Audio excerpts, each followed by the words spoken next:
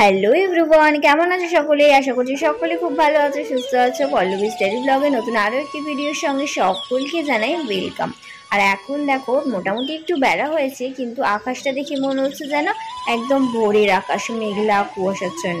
শীতের সকালে যতই বেলা বাড়ুক না কেন, আকাশটা দেখে মনে হয় যেন মেঘলাই হয়ে আছে। আজ হচ্ছে বৃহস্পতিবার, সেই জন্য অনেক সকাল সকাল স্নান সেরে নিয়েছি। আর এখন চলে এসেছি ছাদে, এই যে ঠাকুরতলা ধুয়ে দিতে, মা মনসার থান তো ধোয়ানো হয়ে গেছে আমার। আর এখন চলে যাব নিচে ঠাকুর ঘরে, অনেকক্ষণ সময় লাগবে আজকে। ঠাকুর ঘর মুছে মাছে পরিষ্কার করে বাসন ধোবো, তারপরে দেব পুজো। আর বৃহস্পতিবারের পুজো মানে বুঝতেই পারছো অনেকটা সময় লাগবে, তো চলো তোমরা দেখতে থাকো। এই যে দেখো বৃহস্পতিবারের ফুল সমস্তটা ঢেলে নিয়েছি গামলাতে, আর বাসন টাসনও ধুয়ে নিয়ে চলে এসেছি।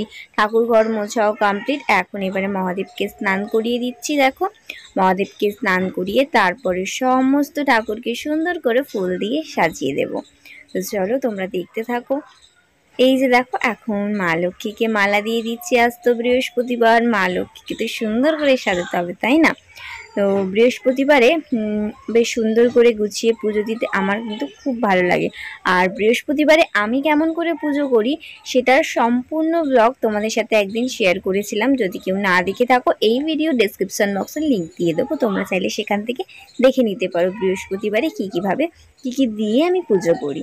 তো দেখো সব ঘটে কিন্তু আমি সিঁদুর লাগিয়ে নিলাম, আর মা লক্ষ্মীকেও সিঁদুর দিয়ে দিয়েছে।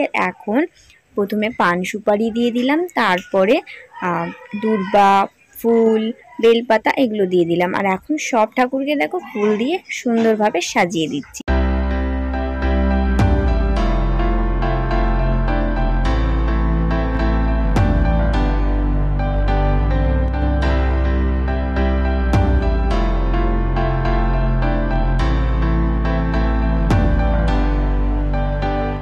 সব ঠাকুরকে আমার সুন্দরভাবে ফুল দিয়ে সাজানো হয়ে গেছে। আর আজকের প্রসাদে দিয়েছি কলা, আর তার সাথে দিয়েছি নকুলদানা। তো চলো সব ঠাকুরকে এখন প্রসাদগুলো দিয়ে দিই।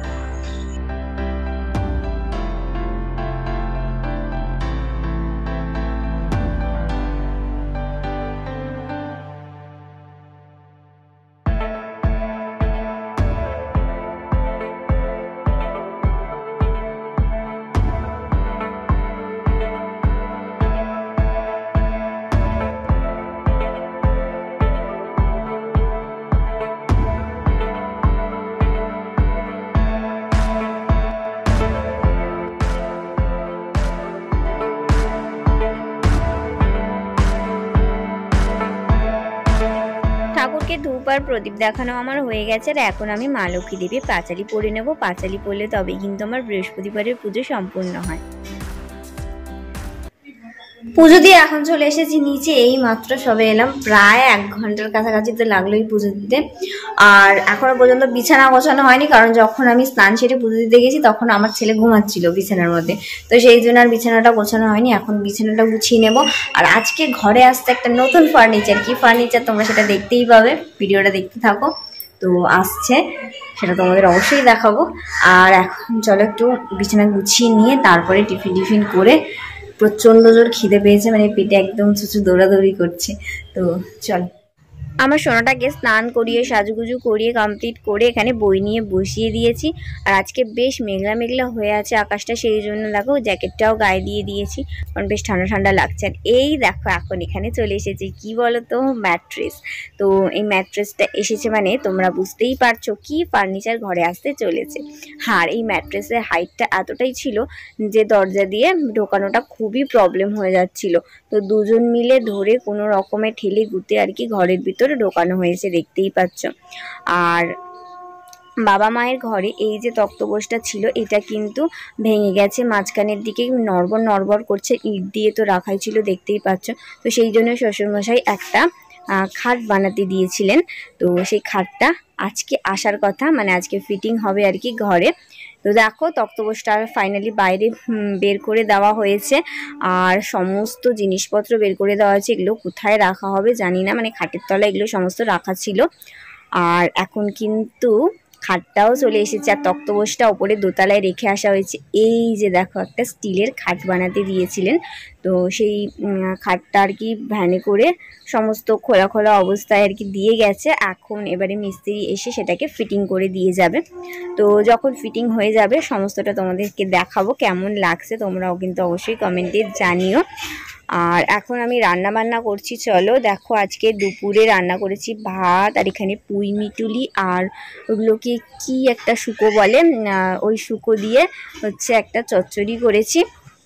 আর এখানে কালকের মাছের ঝাল ছিল, সেটাও গরম করে নিয়েছি। আর এখানে আজকে হয়েছে ওই যে ঠ্যাং গিলে মেটে, মানে মুরগির ছাড় যাকে বলে, তো সেইটা। তো যাই হোক, এটা আর আমার ছোট্ট সোনার জন্য ভাত মাখা হয়ে গেছে। আজকে ওর জন্য ডিম সিদ্ধ দিয়েছি, আর ডিম দিয়ে আলু দিয়ে অর্ধেক ডিম দিয়ে ভাত মেখে নিয়েছি, আর অর্ধেক ডিম এমনিই খাবে। এই যে আমার ছোট্ট সোনাটাকে খাইয়ে দিলাম ডিম দিয়ে ভাত। কি দিয়ে ভাত খেয়েছো? ডিম দিয়ে ভাত। ডিম দিয়ে ভাত আমার খাওয়া এখনো হয়নি। তো বাবা আর হচ্ছে আমার বর দুজনে খেলো। তো একে প্রায় 45 মিনিট ধরে আমি খাওয়ালাম।